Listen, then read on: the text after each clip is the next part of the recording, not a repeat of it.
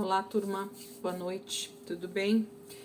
Passando aqui mais um dia, né? Hoje já dia 16 de maio de 2022 e nós vamos fazer mais um dia da nossa leitura, do nosso devocional, da nossa leitura em ordem cronológica e daremos continuidade então na nossa leitura de ontem. Vamos orar, entregar esse momento ao Senhor e em seguida a gente já vai começar então lendo as nossas passagens de hoje, ok? Vamos lá. Senhor, eu quero te agradecer, Pai, por mais esse momento onde nós podemos parar as nossas atividades, podemos parar tudo, acalmar o nosso coração, acalmar a nossa mente nesse momento, Senhor, e pedir para que Teu Espírito Santo fique aqui conosco, esteja todo o tempo durante o período dessa leitura, do nosso devocional, da meditação na Tua Palavra, que nós possamos estar filtrando aquilo que o Senhor quer para nós nessa noite, que o Teu Espírito possa estar nos ensinando, Senhor, dia após dia, um pouco mais da Tua Palavra, para que nós possamos nos aprofundar no conhecimento e na graça do Senhor, Pai. Muito obrigada, Senhor, por tudo que o Senhor tem feito até aqui. Nós já vamos caminhando para meados do mês de maio. E nós te agradecemos muito, Senhor, porque o Senhor tem estado conosco. São mais de 90 dias já do ano de 2022. E como nós estamos, Senhor, felizes por aquilo que o Senhor está construindo esse ano, Pai. Esse grupo que tem estado conosco durante todos esses dias.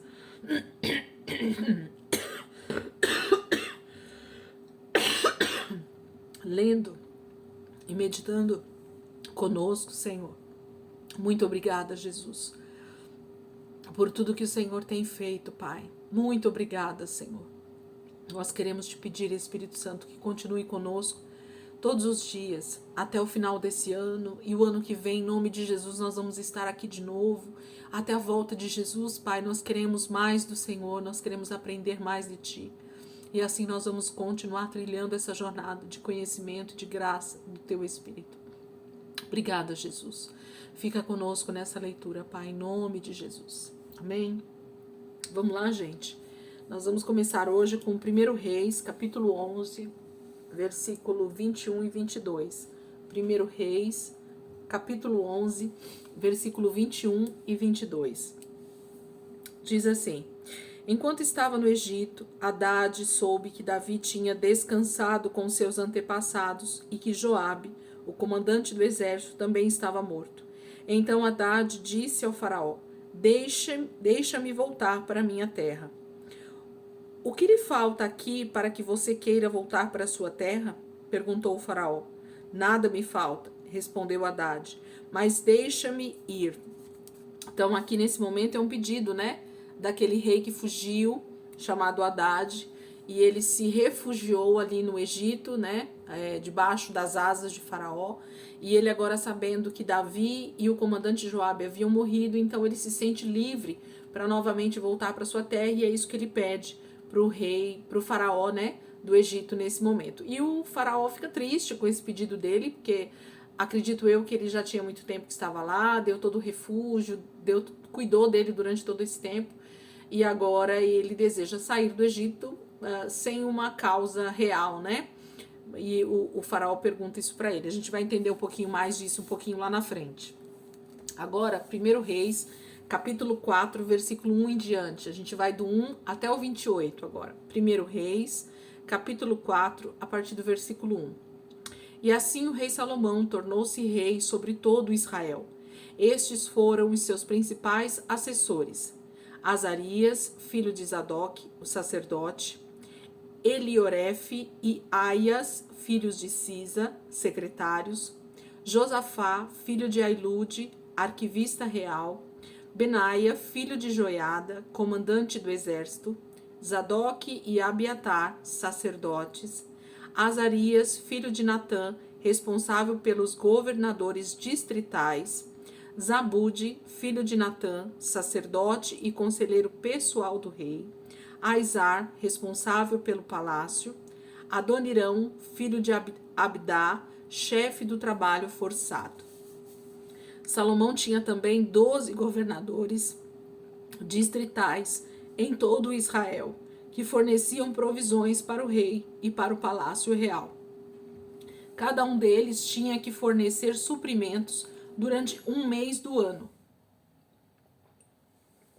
Estes são os seus nomes: Ben-Ur, nos montes de Efraim; Ben-Dequer, em Macás; Saalbim, Bet-Semes e Elon-Bet-Anã; Ben-Ezed, em Arubote, Socó e em toda a terra de Éfer; Ben-Abinadab, em Nafote-Dor, Tafate, filha de Salomão, era sua mulher; Baná, filho de Ailude, em Taanaque, em Megido e em toda Bet-Seã, próximo de Zaretã, abaixo de Jezreel, desde Bet-Seã até Abel-Meolá, indo além dos limites de Joquemeão. Ben-Geder, em Ramote-Gileade e nos povoados de Jair, filho de Manassés, em Gileade, bem como no distrito de Argobe, em Bazã, e em suas 60 grandes cidades muradas, com trancas de bronze e em suas portas. Ainadab, filho de Ido, em Manaim. Aimaas, em Naphtali, ele casou-se com Bazemate, filha de Salomão. Baná, filho de Uzai, em Aser e em Beelote. Josafá, filho de Paruá, em Issacar. Simei, filho de Elá, em Benjamim; Geber, filho de Uri, em Gileade, a terra de Seom, rei dos amorreus, e de Og, rei de Bazã. Ele era o único governador desse distrito. As provisões diárias de Salomão eram 30 tonéis da melhor farinha e 60 tonéis de farinha comum, 10 cabeças de gado engordado em cocheiras, 20 de gado engordados no pasto e 100 ovelhas e bodes, bem como servos, gazelas, corças e aves escolhidas.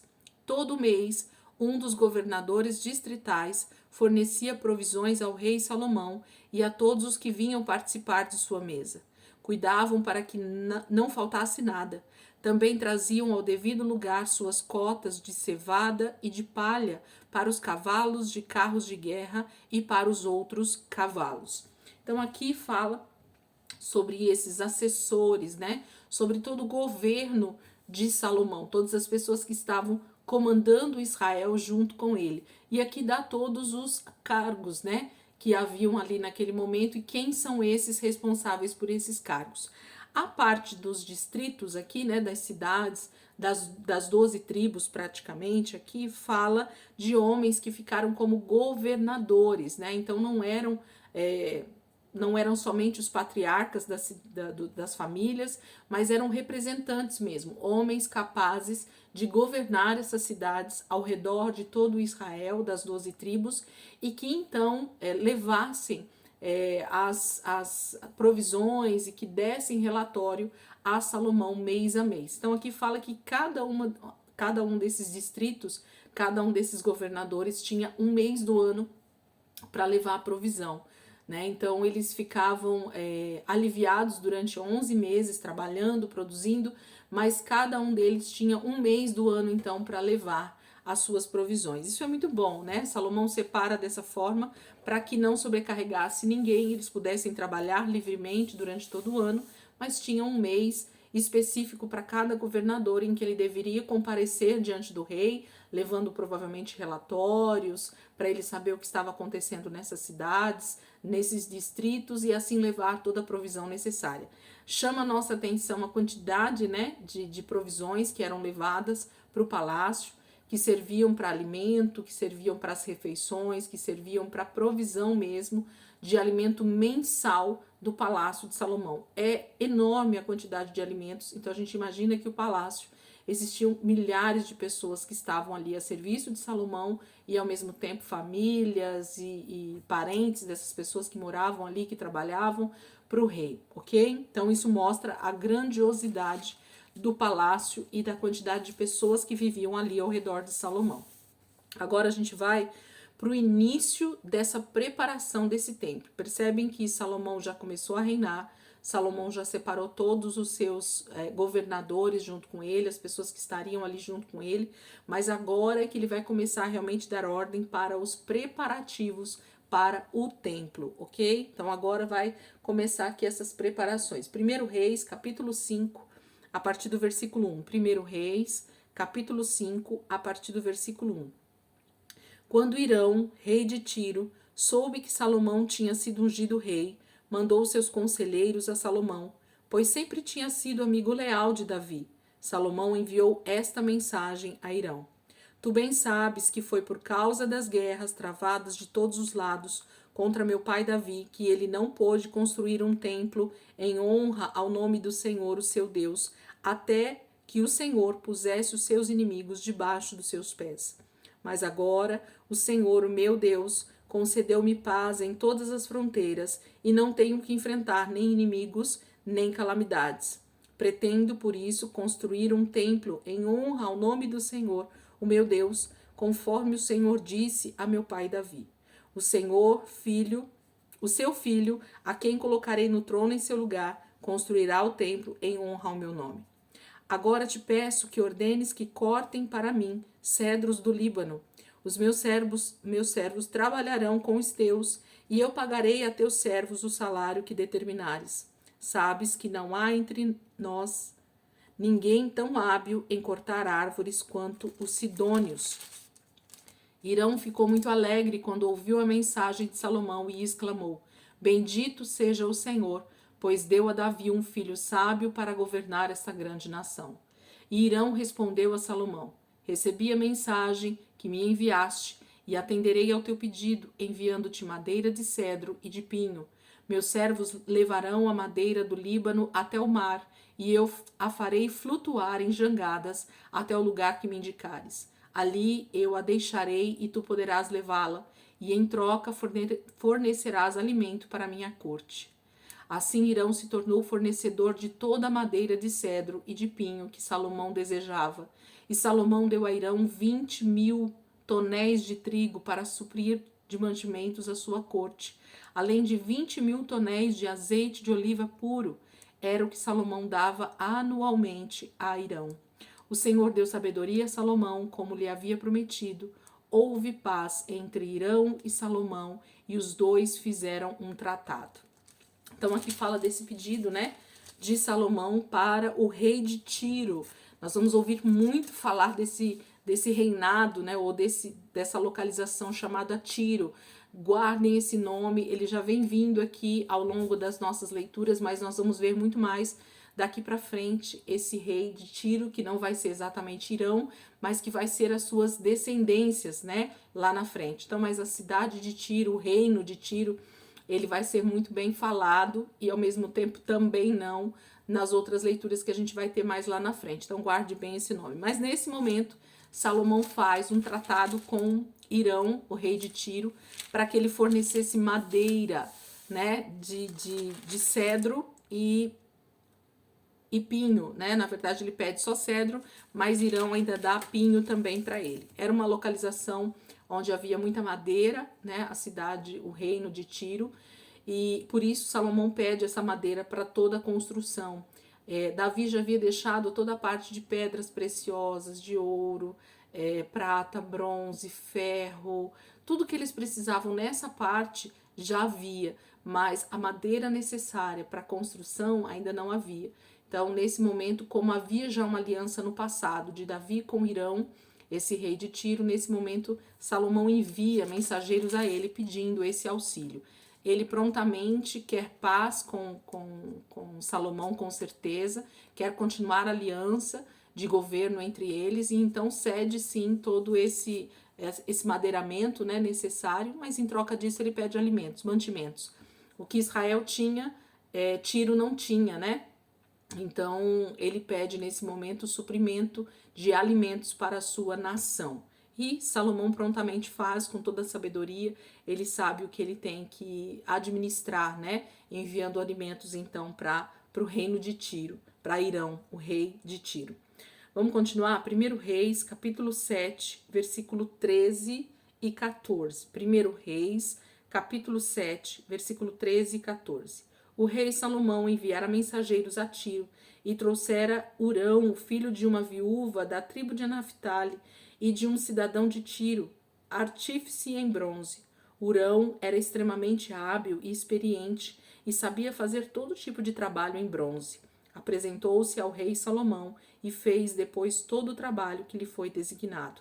Então ele começa agora a procurar artífices, trabalhadores. Lá ele já pede os homens, né, de Tiro para que ajude ele com a parte da madeira. Agora já vem um outro homem que é capaz, né, é um bom artífice com o bronze.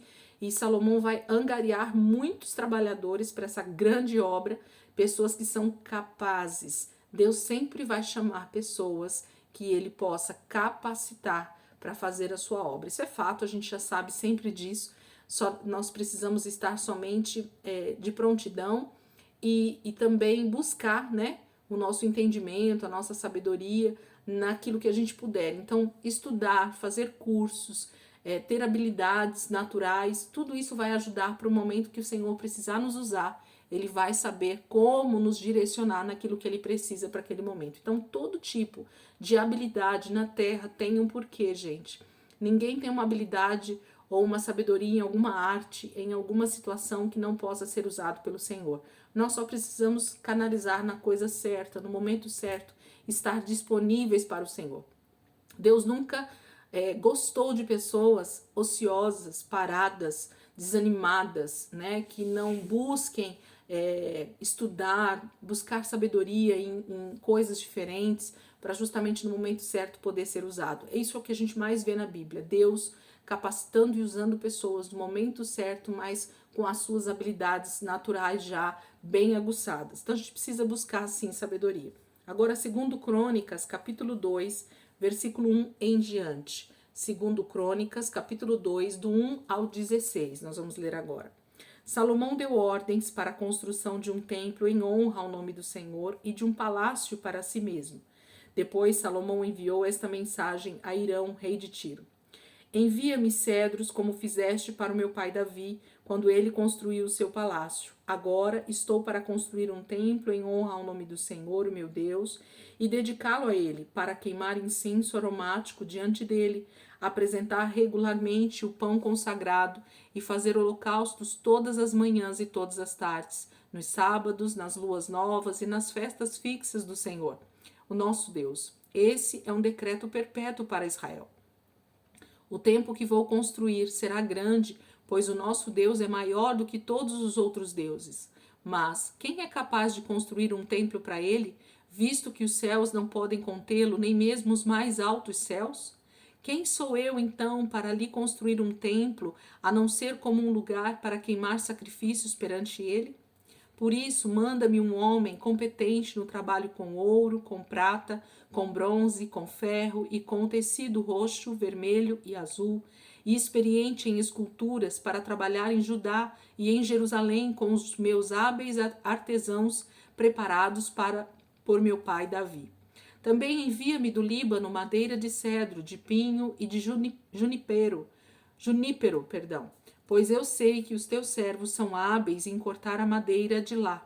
Os meus servos trabalharão com os teus para me fornecerem madeira em grande quantidade, pois é preciso que o templo que vou edificar seja grande e imponente. Eu darei como sustento aos teus servos, os lenhadores, 20.000 tonéis de trigo, 20.000 tonéis de cevada, 2.000 barris de vinho e 2.000 barris de azeite. Hirão, rei de Tiro, respondeu por carta a Salomão: O Senhor ama o seu povo e por isso te fez rei sobre ele. E acrescentou: Bendito seja o Senhor, o Deus de Israel, que fez os céus e a terra, pois deu ao rei Davi um filho sábio, que tem inteligência e discernimento, e que vai construir um templo para o Senhor e um palácio para si. Estou te enviando Hurão-Abi, homem de grande habilidade. Sua mãe era de Dan e seu pai de Tiro. Ele foi treinado para trabalhar com ouro e prata, bronze e ferro, pedra e madeira, e em tecido roxo, azul e vermelho, em linho fino e em todo tipo de entalhe. Ele pode executar qualquer projeto que lhe for dado. Trabalhará com os teus artesãos e com os de meu senhor Davi, teu pai. Agora, envia, meu senhor, a teus servos o trigo, a cevada, o azeite e o vinho que o meu senhor prometeu, e cortaremos toda a madeira do Líbano necessária, e a faremos flutuar em jangadas pelo mar, descendo até Jope. De lá poderás levá-las a Jerusalém. Gente, o mais bacana nisso aqui é a gente olhar lá no mapa onde é que está a cidade de Tiro e a gente avaliar a logística que esse povo fez naquela época para conseguir levar toda essa madeira que foi necessária para a construção do templo. A palavra dá um pequeno insight para nós aqui, dá um pequeno detalhe do que foi isso. Por quê? Porque o rei de Tiro, Irão, ele fala que ele iria colocar essa madeira em jangadas, né?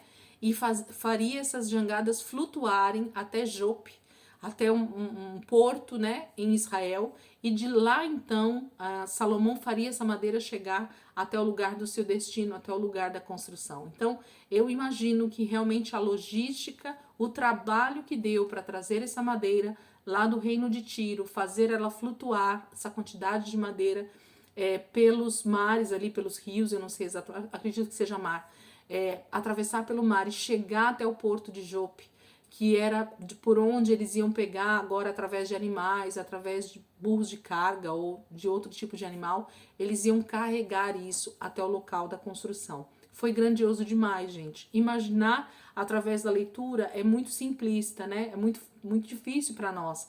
Mas eu imagino que a coisa foi extremamente grandiosa e difícil fazer, mas o Senhor foi dando graça em cada coisa que eles iam precisando e com certeza. E aqui fala de novo desse homem chamado Hurão, que ele foi enviado pelo rei de Tiro, que chamava Irão, e que ele foi então ajudar os artesãos que Davi já havia separado para essa construção, e esse homem era extremamente hábil com todo tipo de, então agora, ouro, prata, bronze, madeira, pedra. Era realmente um homem extremamente hábil com todo tipo de artesanato, né? Ele fazia tudo com as mãos.